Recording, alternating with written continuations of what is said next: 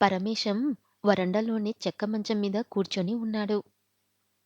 అజిత్ ఆయనకు నమస్కారం చేసి, "ఈ ఊరికి పనిమీద వచ్చాను.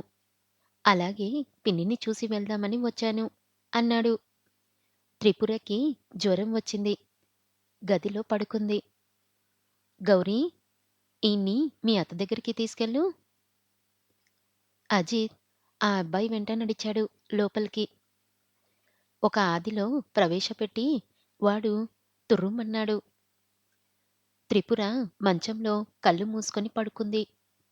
జుట్టంతా రేగిపోయింది. "పిన్నీ, పిన్నీ, త్రిపుర పిన్నీ." మెల్లగా కొంచెం ప్రయత్నం పూర్వకంగా కళ్ళు తెరిచింది.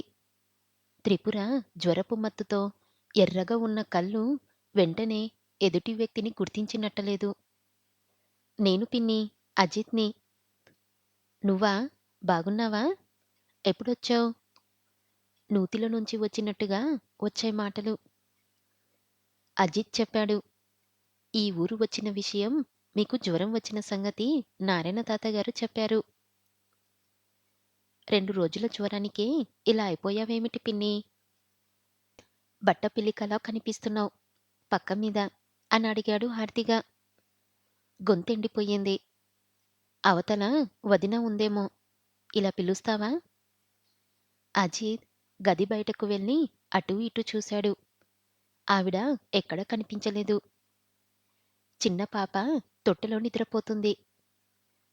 తను లోపలికి వెళ్తే తప్పు పడతారేమో. అజిత్ తిరిగి వచ్చి, "ఆవిడ కనిపించలేదు పిన్నీ" అని చెప్పాడు. "అయితే ఆ గూట్లో నీళ్ళ చెంబుంది. ఇలా అందివ్వు." అజిత్ అందుకొని గ్లాసులో నీళ్లు వంచి ఆవిడ చేతికి అందివ్వకుండా ఆమె తలని కాస్త పైకెత్తి పట్టుకొని నోటికి అందించాడు. సరిగ్గా అదే సమయంలో గుమ్మంలోకి వచ్చి నిలబడింది వదినగారు. అజిత్ ఇదివరలో వచ్చినప్పుడు ఈవిడ బయటుండి ముట్లగదిలో ఉండిపోవడం వల్ల అజిత్ ఆమెను చూడలేదు. ఆమె మాత్రం కిటికీలోంచి అజిత్‌ని చూసింది. అబ్బా! ప్రాణం వచ్చినట్టుగా అయింది. చాలా సేపటి నుండి దాహం వేస్తుంది. ఎవరినైనా పిలుద్దామంటే చాత కావడం లేదు అంది నీరసంగా. ఇందాక వచ్చినప్పుడు నువ్వు కళ్ళు మూసుకొని ఉన్నావు. నిద్రపోతున్నావేమో లేపడం ఎందుకని చప్పుడు చేయకుండా వెళ్ళిపోయాను. ఆవిడ ముఖమంతా ఎలాగో చేసుకొని వచ్చింది దగ్గరికి. ఇప్పుడు నిన్నేమన్నాను వదినా? ఆ అబ్బాయి చేతి నీళ్లు త్రాగావని కాదు. నా బాధ, జ్వరం వచ్చి పడితే నోట్లో నీళ్లు పోసేందుకు ఎవ్వరూ దిక్కులేరా అని ఆ అబ్బాయి అనుకుంటాడని నా బాధ. దాహానికి ఆగలేకపోయాను వదినా. గోరంతలు కొండంత చెయ్యకు. త్రిపుర సంజాయిషీ ఇచ్చుకుంటున్నట్టుగా అంది. ఈ జ్వరం నుండి బయటపడగానే ప్రాయశ్చిత్తం చేసుకుంటానులే వదినా. ఇప్పుడు రభస చెయ్యకు. ప్రాయశ్చిత్తం మాట ఎందుకిప్పుడు? ఆవిడ ముఖం చిట్లించుకొని అంది. ఆ అబ్బాయి పరాయివాడా ఏం నీకు? కాస్తలో తప్పింది గాని నీ కడుపున పుట్టవలసినవాడు. ఆవిడ ఎత్తిపొడుపుగా అంటుందో, నిజంగా అంటుందో తెలియలేదు.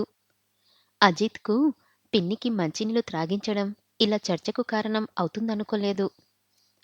ఆవిడ అఖిల తల్లిని గ్రహించాడు. అయితే ఆవిడ అఖిల తల్లంటే నమ్మడానికి వీల్లేకుండా ఉంది. చప్పిదవడలు, బక్కచిక్కిన శరీరం, ఒంటి రంగు మాత్రం తెలుపు అయితే ఆవిడ కాన్పుల వల్ల అలా కళాకాంతులు లేకుండా అయిపోయిందేమో. అఖిలకి మేనత్త పోలికలు, తండ్రి పోలికలు వచ్చినట్టున్నాయి. కాస్త పాలేమైనా తీసుకుంటావా? ఆవిడ త్రిపురని అడిగింది. ఇప్పుడేం వద్దు వదినా. ఇతడి సంగతి చూడు. నాకా మాత్రం మర్యాద తెలియదా ఏమిటి? కాఫీ పెట్టి తెద్దామనే అనుకుంటున్నాను. ఇప్పుడు నాకేం వద్దండి. మీరేం శ్రమ పడొద్దు. అజిత్ అభ్యంతరం తెలిపాడు. శ్రమేముంది? ఆవిడ వెళ్ళబోయింది.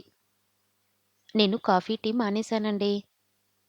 అయితే పాలు తీసుకో. అని ఆవిడ వెళ్ళిపోయింది. జ్వరం బాగా ఉంది. మందులేం వాడుతున్నావు పిన్నీ? తాతయ్య ఏవో మాత్రలు కట్టించాడు. అవే వాడుతున్నాను. ఇంజెక్షన్ తీసుకుంటే జ్వరం త్వరగా కంట్రోల్ అయ్యేది. ఈ ఊళ్ళో డాక్టర్ లేడా? ఆర్ఎంపీ డాక్టరున్నాడు. కానీ ఎప్పుడూ వెళ్ళలేదు ఆయన దగ్గరికి. ఎప్పుడైనా జ్వరం గిరం వస్తే తాతయ్య మందే వాడతాను. ఆయుర్వేదం త్వరగా పని చేయదనుకుంటాను. నెమ్మదిగా పని చేసినా దాని గుణం నిలకడగా నిలుస్తుంది. ప్రస్తుతం ఈ జ్వరానికి వెంటనే ఇంజెక్షన్ పడాలి పిన్నీ. కారుంది. డాక్టర్ దగ్గరికి నేను తీసుకువెళ్తాను నిన్ను.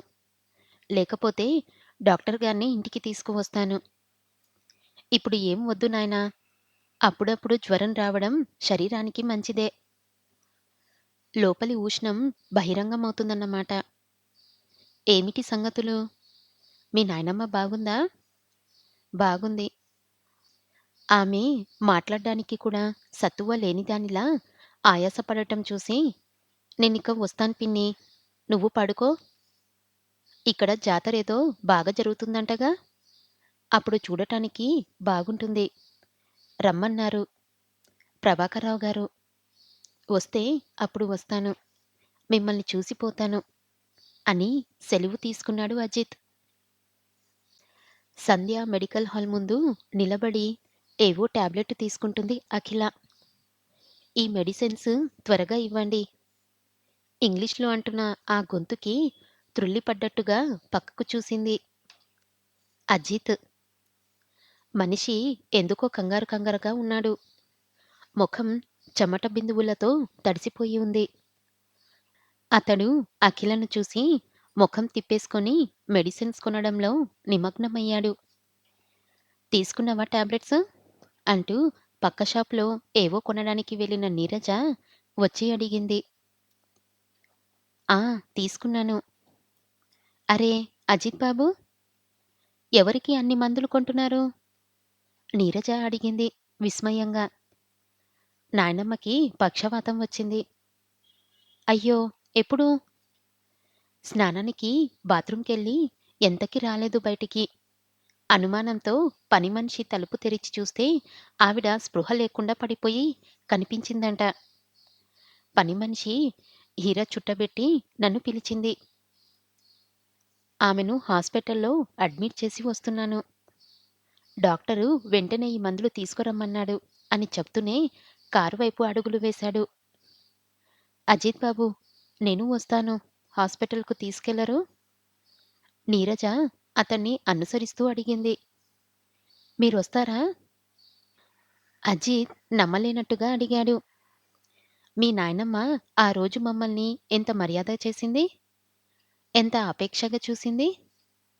అలాంటి ఆవిడ ఇవాళ పక్షవాతం వచ్చి పడిపోయిందంటే రాకుండా ఎలా ఉండను? నీరజకి కళ్ళల్లో నీళ్లు తిరిగాయి. అయితే రండి. అజిత్ స్వరంలో సంతోషం వ్యక్తమైంది. నువ్వు రావేమో. ఇంటికి వెళ్ళిపోతావా? నీరజ అఖిలని అడిగింది. అవతల మనిషి పట్ల విశ్వాసం ప్రకటించడం నీకే చేతనవుతుందనుకున్నావా? ఆ రోజు నిన్ను ప్రత్యేకంగా ఏం మర్యాద చెయ్యలేదు. ఇద్దరికీ కలిపే చేసింది. చూసింది. అఖిల నుండి ఎవరూ ఊహించని జవాబు వచ్చింది. ప్రతిదానికి పోట్లాటేనా? రాదలుచుకుంటే రా. నీరజ విసుగ్గా పిలిచింది. ఆయన కార్‌లో రానిస్తాడో లేదో ముందు అడుగు. అజిత్ విస్తుపోయాడు. అదేమిటి? నా కార్‌లో ఎందుకు రానివ్వను? అభ్యంతరం నా కారెక్కడానికి మీకే ఉండాలి. కులహీనుడి కారు. పైగా ఒక మగవాడి కారు. అతడు సీరియస్‌గానే అన్నాడు. యుద్ధానికి ఇదా సమయం? అవతల మనిషిని చావు బతుకు మీద పెట్టుకొని అజిత్ బాబూ! మీరు కూడా ఏం తక్కువ లేరు. యుద్ధానికి మరోసారి ముహూర్తం పెట్టుకుందురు గాని. ఇది సమయం కాదు. పదండి త్వరగా. బెడ్ మీద ఏమాత్రం స్పృహ లేకుండా ఉంది. యశోదమ్మ మూతి ఓ పక్కకు ఈడ్చుకుపోయింది. పొట్ట పైకి కిందికి ఆడటం వల్ల తెలుస్తుంది. ఆవిడ ప్రాణంతో ఉందని. బామ్మగారు, బామ్మగారు అంటూ నీరజ ఎంత పిలిచినా ఆవిడ పలకలేదు. ఆవిడ స్పృహలో లేదమ్మా! నువ్వు ఎంత పిలిచినా ఆవిడ పలకదు డాక్టరన్నాడు. సిరంజిలోకి మందు తీసుకుంటూ. నీరజ కళ్ళల్లో నీళ్లు తిరిగాయి.